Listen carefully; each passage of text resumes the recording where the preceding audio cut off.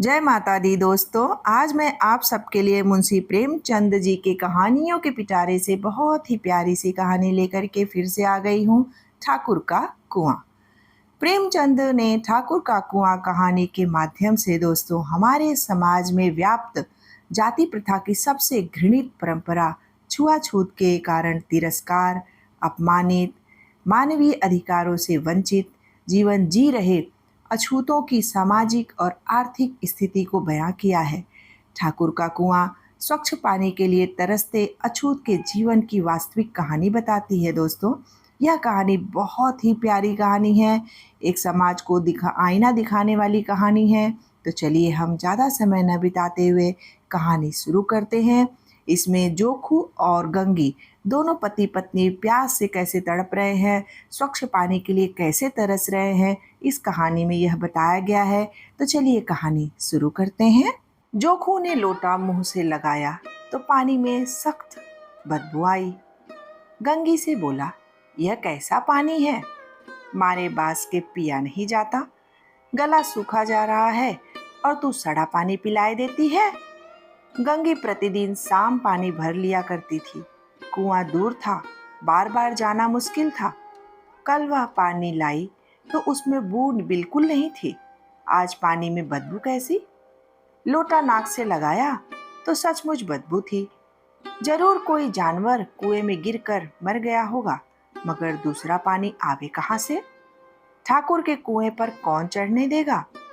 दूर से लोग डांट बताएंगे, साहू का कुआं गांव के उस सिरे पर है, परंतु वहां भी कौन पानी भरने देगा? कोई तीसरा कुआं गांव में है ही नहीं। जोखू कई दिन से बीमार है।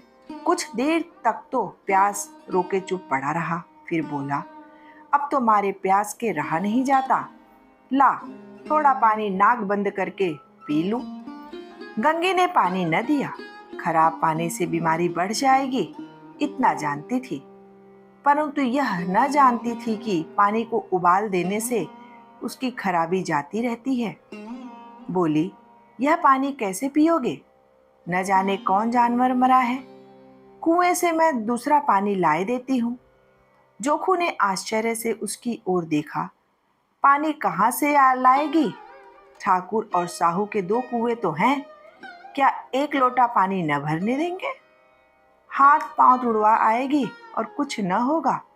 बैठ चुप से, ब्रह्म देवता आशीर्वाद देंगे, ठाकुर लाठी मारेंगे, साहू जी एक के 5 लेंगे। गरीबों का दर्द कौन समझता है?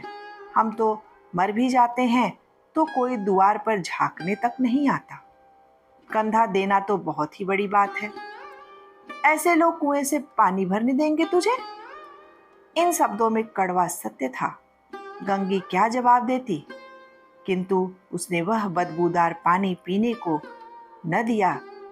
तो दोस्तों, कहानी आगे शुरू करने से पहले आपसे रिक्वेस्ट है कि आप अगर मेरे चैनल पे पहली बार आए हैं तो चैनल को सब्सक्राइब जरूर कर दें और बगल का बेल आइकन भी जरूर दबा दें, ताकि मैं प्यारी प्यारी कहानियाँ आप तक पहुँचाती रहूँ और मेरी हर कहानी का नोटिफिकेशन आप तक बहुत ही पहले सबसे आसानी से पहुँच सके। तो चलिए कहानी अब हम आगे शुरू करते हैं।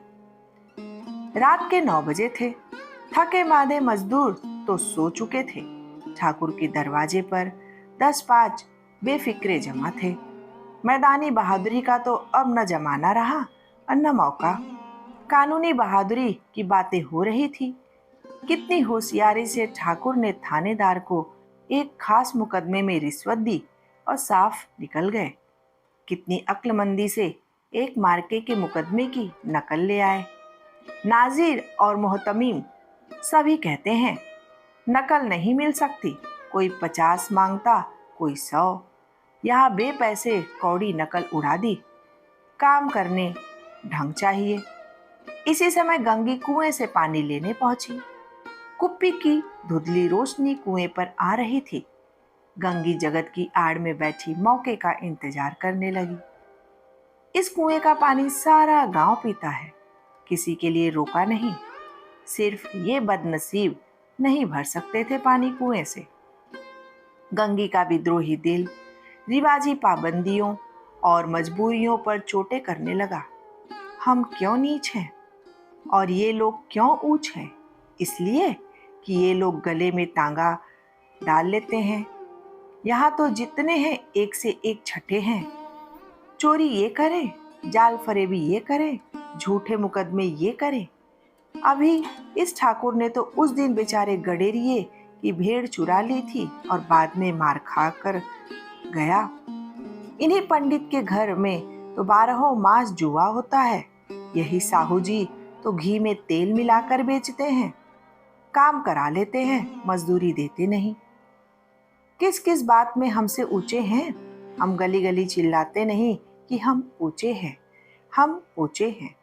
कभी गांव में आ जाती हूँ तो रस भरी आंखों से देखने लगते हैं, जैसे सबकी छाती पर सांप लौटने लगा है। परंतु घमंड यह कि हम ऊंचे हैं। कुएं पर किसी के आने की आहट हुई, गंगी की छाती धक धक करने लगी। कहीं देख ले तो गजब हो जाएगा। इस डर से गंगी एक लात भी तो नीचे न पड़े। उसने घड़ा और रस्सी उठा ली और झुककर चलती हुई एक वृक्ष के अंधेरे साये में जाकर छुप करके खड़ी हो गई। कब इन लोगों को दया आती है किसी पर? बेचारे महंगू तो इतना मारा कि महीनों तक लहू थूकता रहा, इसलिए तो कि उसने बेगार न दी थी। इस पर ये लोग ऊंचे बनते हैं। कुएं पर कुछ स्त्रियां पानी भरने के लिए आई थी। इनमें बात हो रही थी। खाना खाने चले और हुक्म हुआ कि ताजा पानी भर लाओ। घड़े के लिए पैसे नहीं हैं। हम लोगों को आराम से बैठे देखकर जैसे मर्दों को जलन होती है। हाँ, यह तो न हुआ कि कसलियां उठाकर भर लाते। बस हुक्म चला दिया कि ताजा पानी भर लाओ। और हम लौंडिया भी ही तो है। लौंडिया नहीं तो और क्या? तुम रोटी कपड़ा नहीं पाती, 10-5 रुपए भी छीन झपट कर ले ही लेती हो। और लौंडिया कैसी होती है? मत लजाओ दीदी, छीन भर आराम करने को जी तरस कर रह जाता है। इतना काम किसी दूसरे के घर कर देती तो इससे कहीं आराम से रहती। ऊपर से वह एहसान मानता। यहाँ काम करते करते मर जाओ, पर किसी का मुंह ही सीधा नहीं होता। जब दोनों औरतें पानी भरकर चली गईं, तो गंगी वृक्ष की छाया से निकली और कुएं की जगत के पास आई। बेफिक्रे भी चले गए थे। ठाकुर भी दरवाजे बंद कर अंदर आंगन में सोने जा रहे थे। गंगी ने क्षणिक सुख की सांस ली।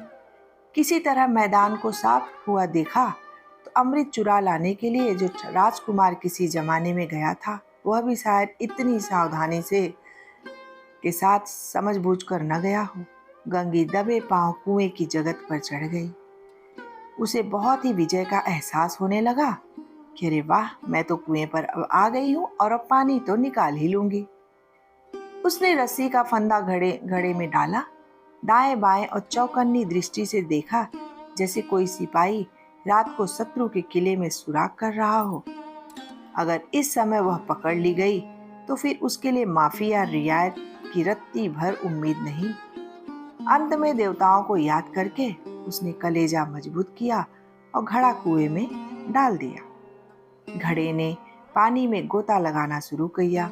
बहुत ही आहिस्ता, जरा भी आवाज न हुई। गंगी ने 2-4 हाथ जल्दी जल्दी मारे। घड़ा कुएं के मुंह तक आ पहुंचा। कोई बड़ा सहजोर पहलवान भी इतनी जोर से भरा हुआ घड़ा कुएं से खींच नहीं सकता था, लेकिन गंगी ने बहुत ही तेजी से कुएं से घड़े को बाहर निकाला। गंगी झुकी कि घड़े को पकड़कर जगत पर रखे कि एकाएक ठाकुर साहब का दरवाजा खुल गया। शेर का मुंह इससे अधिक भयानक न होगा। गंगी के हाथ से भई रस्सी तो छूट गई। रस्सी के साथ घड़ा भी धड़ाम से पानी में गिर गया। कई क्षण तक पानी में हिलकोरों की आवाजें सुनाई देती रही।